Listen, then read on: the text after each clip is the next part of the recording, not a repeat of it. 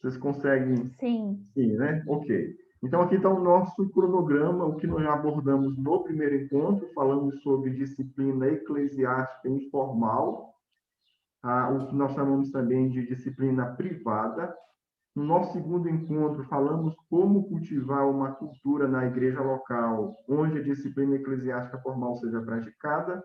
E o nosso objetivo hoje é falar sobre disciplina formal, disciplina pública. No nosso último encontro, nós vamos falar sobre um passo importante nesse processo todo, que é chamado de restauração. O que é disciplina eclesiástica? No primeiro momento, no nosso primeiro encontro, nós falamos sobre disciplina eclesiástica, trazendo uma definição bem sucinta, ou melhor, bem abrangente. Falamos que disciplina eclesiástica está relacionado ao fato ou ao ato de tratar o pecado dentro da igreja. Hoje eu vou trazer uma definição mais específica para que a gente consiga, a partir dessa definição, pensar no nosso estudo de hoje. Então, a disciplina da igreja, a disciplina eclesiástica, é o ato da igreja de confrontar o pecado de alguém e chamá-lo ao arrependimento. Esse ponto aqui é essencial. Qual é o objetivo dessa disciplina? Primeiramente, então, confrontar alguém que está em pecado, e o objetivo dessa etapa é conduzi-lo ao arrependimento. O que essa pessoa não, se a pessoa não se arrepender, culminará na exclusão de um cristão professo de ser membro da igreja e da participação da ceia do Senhor por causa de pecado grave e impenitente. Então, esse conceito resume as etapas que nós vamos falar agora sobre disciplina eclesiástica. Nós já falamos, então, no nosso primeiro encontro sobre essas duas etapas da disciplina. A primeira etapa tem uma conversa particular, e aí nós vimos no texto de Mateus, capítulo 18, quando o texto diz entre ti e ele só, e a segunda etapa leve consigo um ou dois outros. E aí o texto nessa segunda etapa vai dizer toma contigo uma ou duas pessoas. Então, primeira e segunda etapa nós estamos chamando de disciplina informal. Ela só deve passar para essa segunda etapa quando, de fato, o irmão não foi levado ou não reconheceu o seu pecado. O que deve acontecer? O nosso objetivo hoje é falar sobre disciplina formal, ou seja, o momento em que a situação é apresentada à igreja. Porém, antes de falar sobre isso, eu queria pensar com vocês sobre o que deve acontecer antes do assunto ser levado à igreja. E aí você pode perceber aqui no nosso gráfico que nós temos a terceira etapa. A terceira etapa é essa etapa onde a situação é comunicada à igreja e onde a igreja se reúne. Mas nesse passo ou etapa de número 3, nós temos aqui no gráfico a letra A e a letra B. A ideia é que antes que o assunto seja apresentado à igreja, que a liderança da igreja seja comunicada, seja avisada da situação, e a liderança da igreja tenha ou faça a tentativa de conversar com aquele irmão, na tentativa de convencê-lo, de conduzi-lo ao arrependimento. Duas observações principais aqui a gente precisa destacar nesse primeiro momento, antes da situação ser levada para a igreja.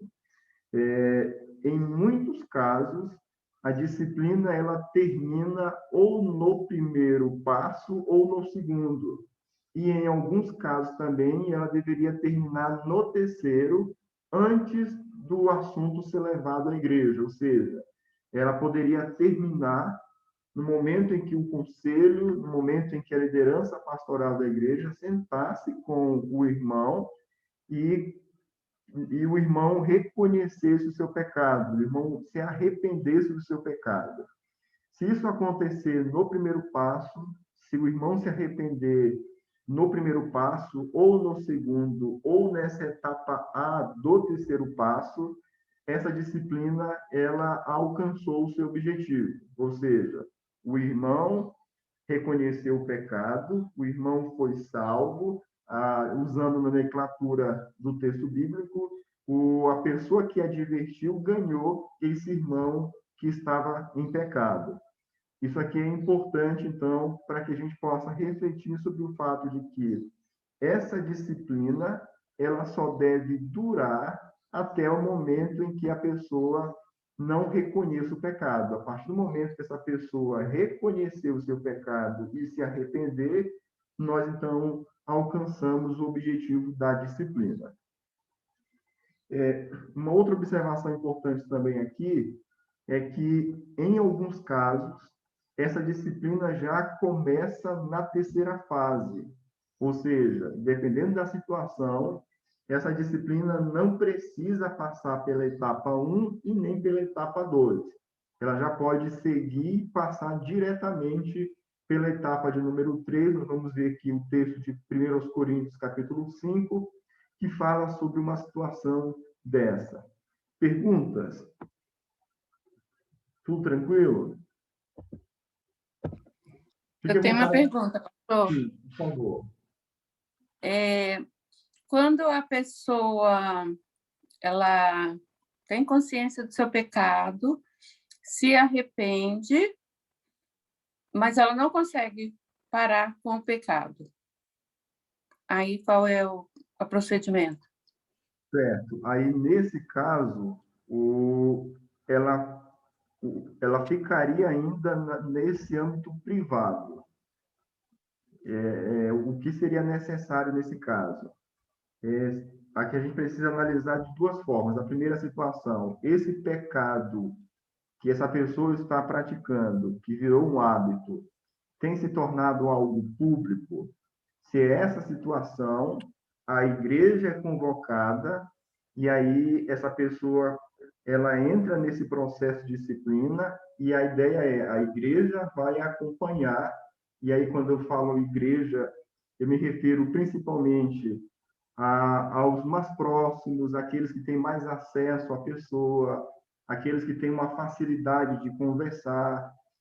E essa seria a situação A. A situação B, se o pecado ele não é público e essa pessoa confessou o pecado para uma outra pessoa, o mesmo deve acontecer. Essa pessoa deve ser acompanhada com o objetivo de que ela consiga vencer esse pecado e manter uma certa estabilidade na vida cristã. Nós vamos perceber aqui que o elemento do arrependimento ele precisa, em algumas situações, de tempo para que a pessoa possa chegar à conclusão de que essa pessoa, de que o estágio da disciplina precisa mudar. Mas isso é uma questão muito delicada, porque a gente não consegue sondar o coração. Então, a gente tem que analisar muito pelas ações, palavras, do que necessariamente pela intenção do que está no coração. Perguntas? Okay. Vamos seguir aqui em frente, então. Qual é o ponto que a gente está trabalhando? O que deve acontecer antes da igreja ser convocada? Perceba o texto aqui de 2 Tessalonicenses. Nós temos aqui uma situação acontecendo. Observe aqui as etapas nesse processo de disciplina.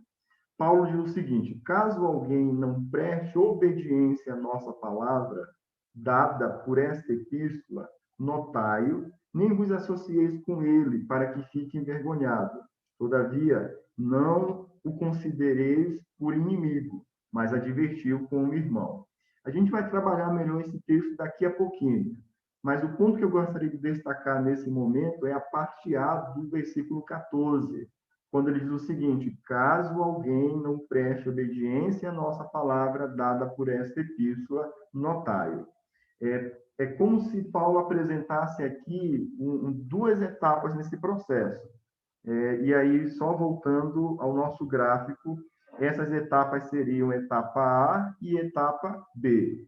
Então, a etapa A é a etapa quando ele fala, ou quando ele apresenta o fato de que ele, como apóstolo, e os demais apóstolos enviaram uma palavra de exortação, uma palavra de confrontação, e aí, caso essa pessoa não seja alcançada ou não se arrependa nesse momento, ou seja, isso indica que a liderança da igreja se envolve no processo de confrontação, de conduzir a pessoa ao arrependimento, antes que aconteça isso que está destacado aí no texto pela palavra notaio. Daqui a pouquinho a gente vai falar um pouco mais sobre isso.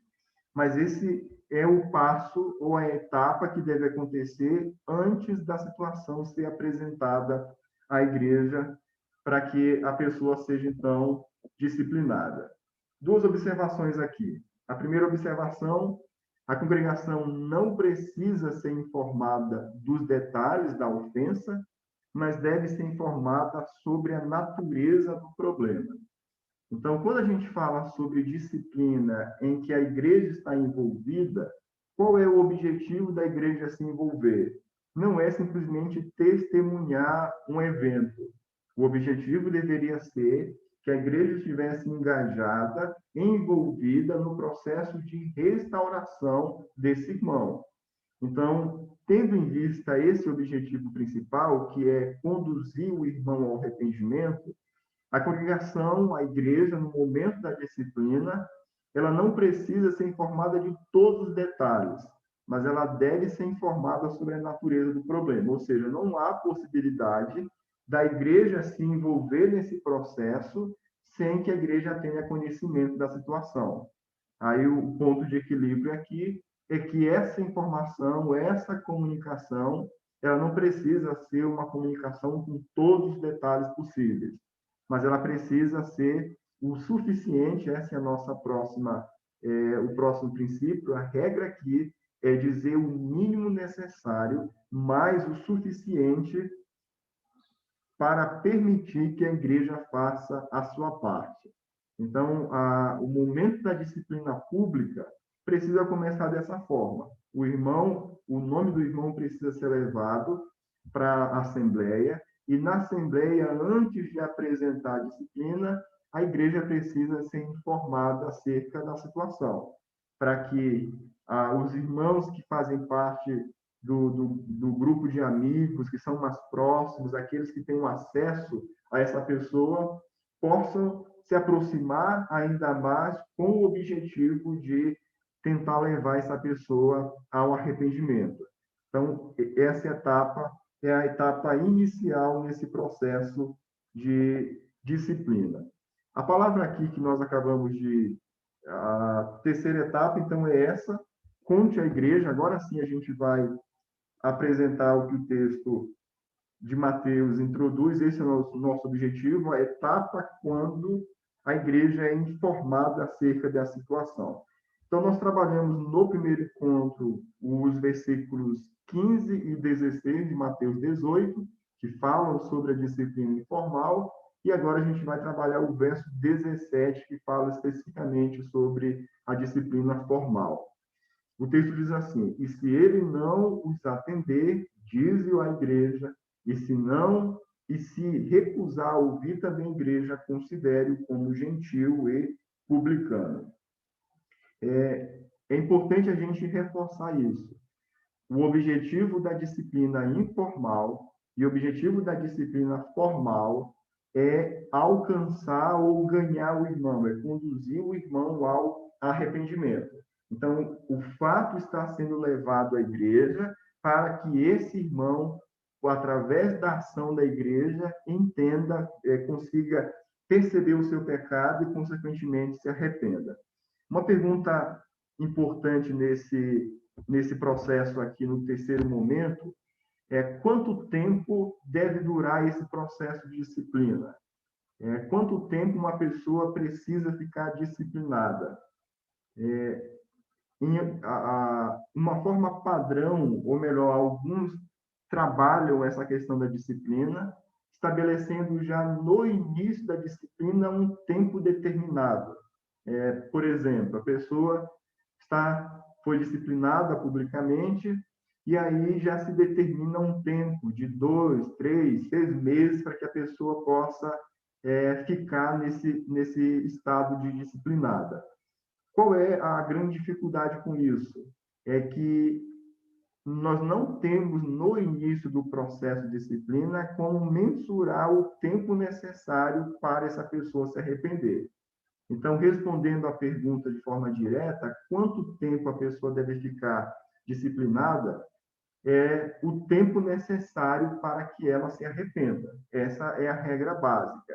Se a pessoa se arrependeu e depois de um mês, uma semana ou poucos dias, o ideal é que esse processo ele se encerrasse, porque houve uma confirmação, porque houve evidência de que essa pessoa ela já foi restaurada, ou melhor, ela já confessou o seu pecado e, consequentemente, ela não precisa mais ficar nesse estado, porque ela já confessou e reconheceu o seu pecado.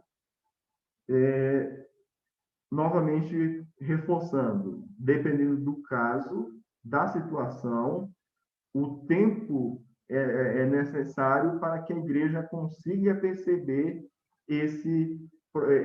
essa evidência de arrependimento.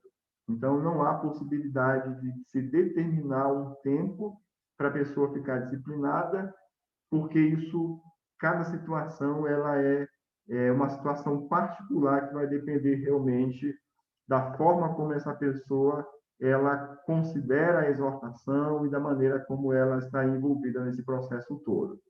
Perguntas aqui?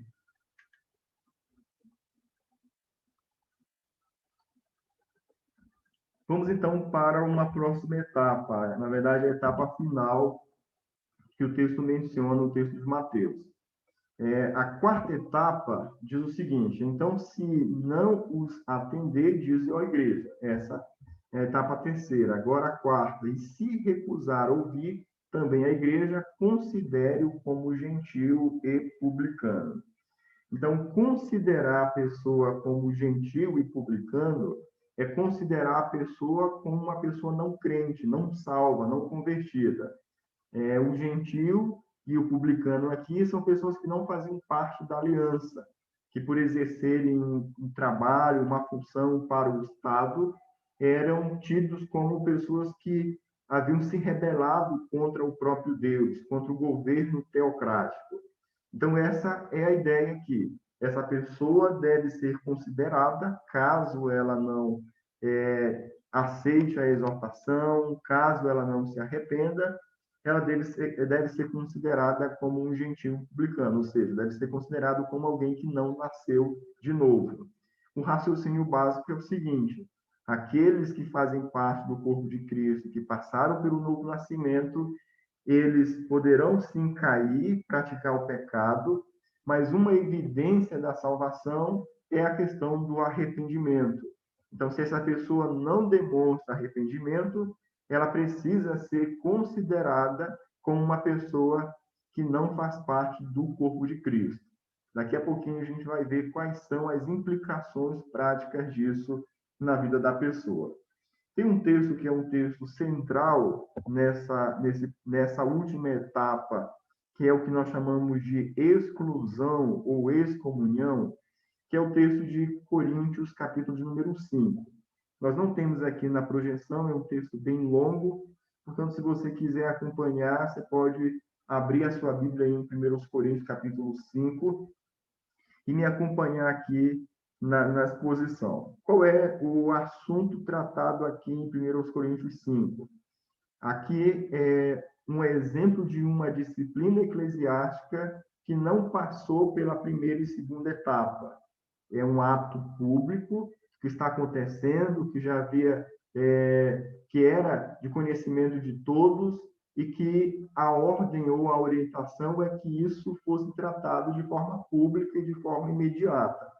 Então, perceba aqui na leitura do texto, 1 Coríntios 5, do verso 1 ao verso 13.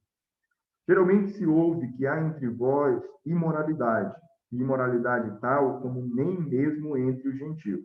Isto é, haver quem se atreva a possuir a mulher de seu próprio pai.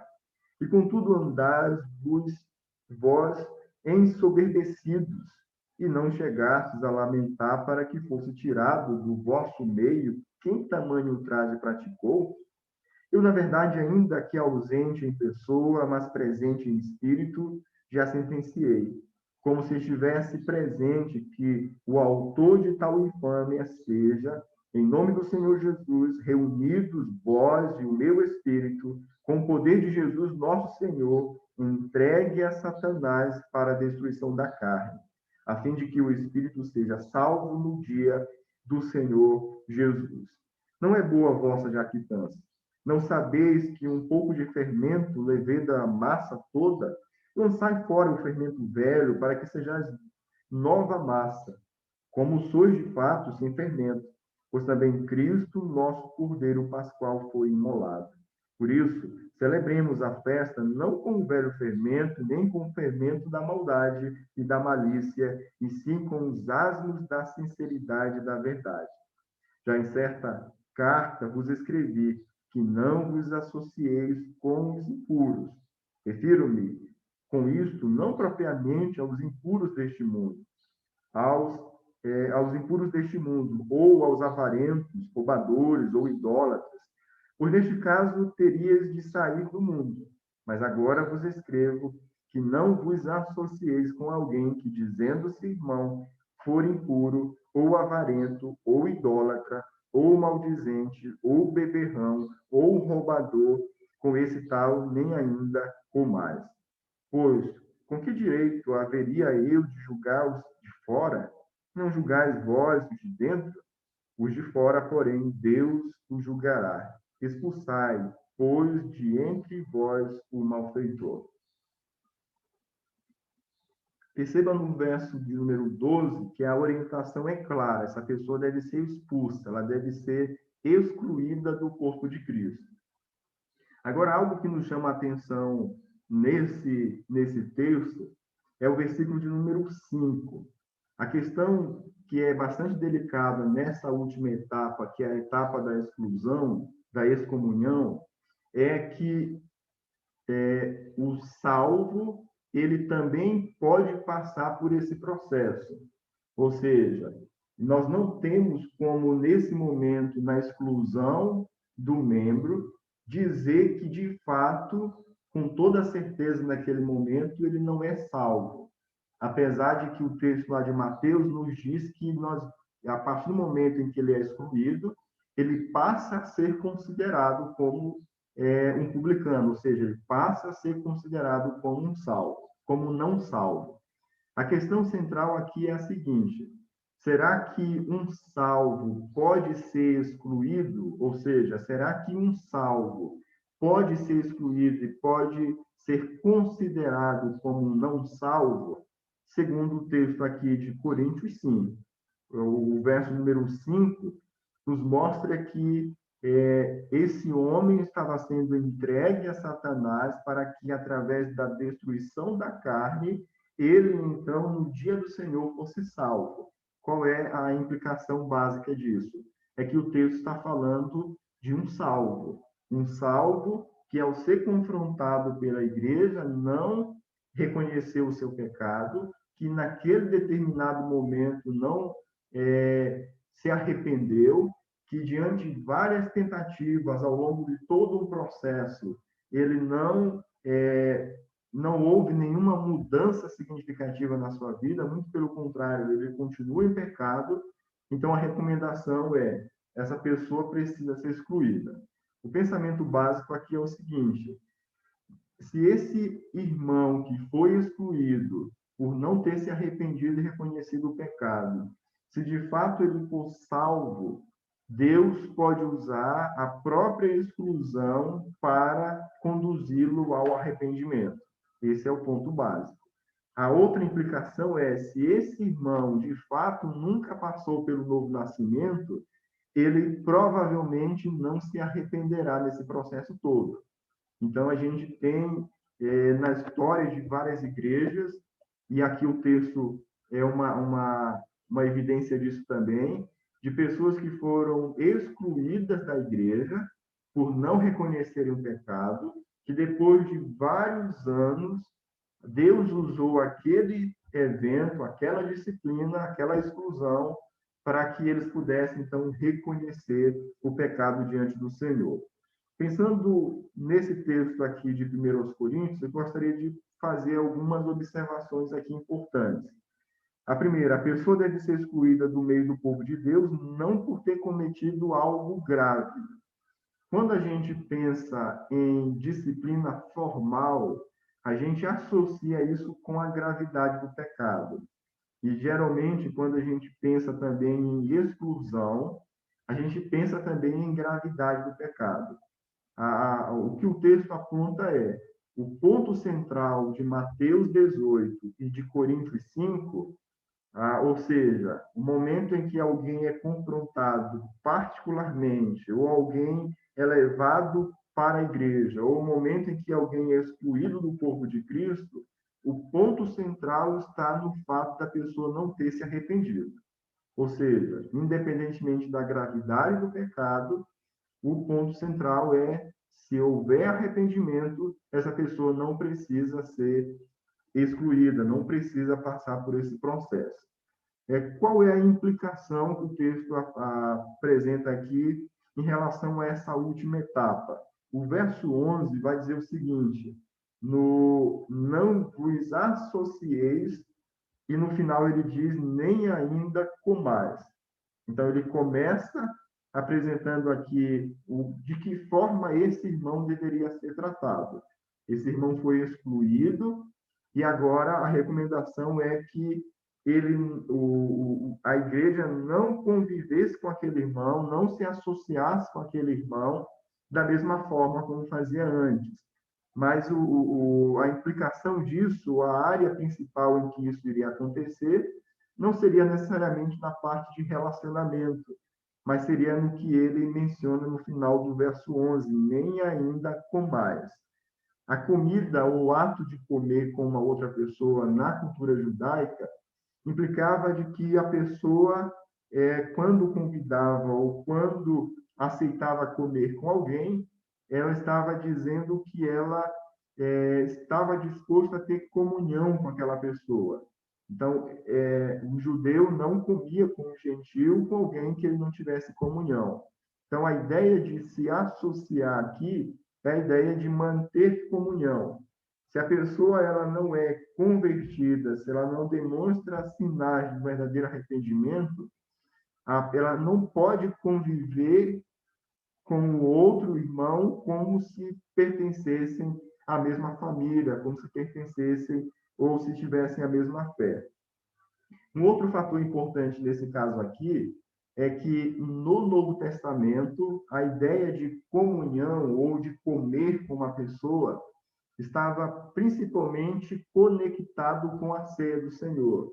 Então, na nossa última ceia, o pastor Afonso até brincou e mencionou isso, do desejo dele de fazer uma santa ceia, onde tenha comida, onde tenha um jantar, onde tenha realmente toda uma organização à semelhança de um jantar, que era como acontecia naquela época. Então, o não comer está associado ao fato de que esse irmão que foi excluído, ele perdeu o direito de fazer parte da mesa do Senhor, ele perdeu o direito de cear, ele perdeu o direito de manter comunhão. O elemento principal, a atividade principal que marca essa comunhão no corpo de Cristo é a Santa Ceia. Então, esse é o raciocínio básico. Se o irmão foi excluído, ele foi excluído, e esse ato evidencia que ele continua em pecado e que não houve arrependimento. Se não houve pecado, ele não se arrependeu, ou melhor, se ele não se arrependeu, se não há evidência de arrependimento, ele não tem direito ou não deveria participar da ceia do Senhor. Aí viria aquela ideia que Paulo apresenta em 1 Coríntios 13, que aquele que come e bebe indignamente, come e bebe juízo para si. Então, esse é um ponto que é um ponto crucial nesse processo, tanto de disciplina formal, que é a terceira etapa, onde o caso é levado para a igreja, quanto também a quarta etapa, que é a etapa onde a pessoa é excluída. O pensamento básico é o seguinte, e aí aqui a gente precisa ter muito cuidado em relação a isso. Mas o ponto básico que ele coloca é: se houve arrependimento, a pessoa ela tem direito de participar da ceia do Senhor, ou seja, ela tem direito de ter comunhão com o corpo de Cristo. Se não houve arrependimento por parte dessa pessoa, essa pessoa precisa ser afastada da ceia do Senhor. Caso contrário, ela come e bebe juízo para si. Não faz sentido a pessoa não se arrepender do seu pecado e ainda assim ela ser privilegiada de participar, de comer e de beber. Qual é o propósito da excomunhão? Qual é o propósito dessa exclusão? E aqui nós temos vários textos que poderíamos citar que falam sobre o propósito, mas basicamente nós temos dois propósitos principais. O primeiro propósito é para proteger a Igreja de Cristo, para fazer com que esse irmão, dependendo da situação do pecado, para que esse pecado não venha a contaminar o corpo de Cristo. Tem a ideia de que isso está acontecendo e deve acontecer para que a honra da Igreja, do nome de Cristo, seja mantida. É o caso que Paulo coloca aqui no capítulo 5. Então, nós temos, de um lado, um propósito que está diretamente relacionado com a preservação do corpo de Cristo, a preservação do nome de Cristo, a manutenção da santidade da igreja, da igreja local. Mas eu gostaria de destacar aqui um objetivo que é apresentado em 1 Coríntios 5, que é algo que eu acho que é muito interessante nesse processo todo. O versículo de número 5 nos diz o seguinte, 1 Coríntios 5, 5. Entregue a Satanás para a destruição da carne, a fim de que o espírito seja salvo no dia do Senhor Jesus. Então, o objetivo aqui, nesse caso de Coríntios, ainda assim, da exclusão desse irmão, ainda assim é a restauração desse irmão. Então, a expectativa é que, ao acontecer isso, que a igreja continue orando, que a igreja continue advertindo, exortando aquele irmão, que a igreja não perca o contato, para que em algum momento essa pessoa possa realmente reconhecer o seu pecado. Observe aqui no versículo de 2 Tessalonicenses, capítulo 3, verso 14, que é o texto quando Paulo diz que esse irmão deve ser notado. Ele diz assim, notai-o, ou seja, destacai-o. A ideia de notar significa isso, significa destacar, significa apresentar essa pessoa. O verso vai dizer o seguinte, nem vos associeis para que fique envergonhado. Qual é o objetivo dessa disciplina que está acontecendo aqui? O final do versículo 14 vai apresentar com clareza esse propósito. Ou seja, essa pessoa vai ser levada em público a sua situação para que ela seja envergonhada e, através desse processo, ela, então, Deus use esse constrangimento para que ela para que ela se arrependa. Então, perceba aqui, e esse é um ponto muito importante, o ato de apresentar a igreja publicamente, o ato de apresentar alguém publicamente à igreja, o ato em si não tem a eficácia de conduzir a pessoa ao arrependimento. Porém, Deus pode usar também esse ato para conduzir a pessoa ao arrependimento. Por que eu estou citando isso? Porque a gente pode imaginar que a disciplina formal ela precisa acontecer, ou seja, a pessoa precisa ser levada em público diante da igreja para que ela se envergonhe e não cometa mais o pecado. Mas a gente sabe muito bem que, por mais que Deus possa usar esse constrangimento como uma forma de conduzir a pessoa ao arrependimento, mas o constrangimento em si, sozinho, ele não tem esse efeito de restaurar, não tem o efeito de conduzir a pessoa ao arrependimento. Então, é aquilo onde a gente precisa ter um equilíbrio diante disso, para que, por um lado, essa pessoa não seja apresentada, a disciplina formal não seja simplesmente uma intenção de envergonhar alguém, mas, por outro lado, o equilíbrio é de que essa etapa ela é importante, ela é necessária, e Deus pode usar também essa etapa, o constrangimento, para levar essa pessoa ao arrependimento.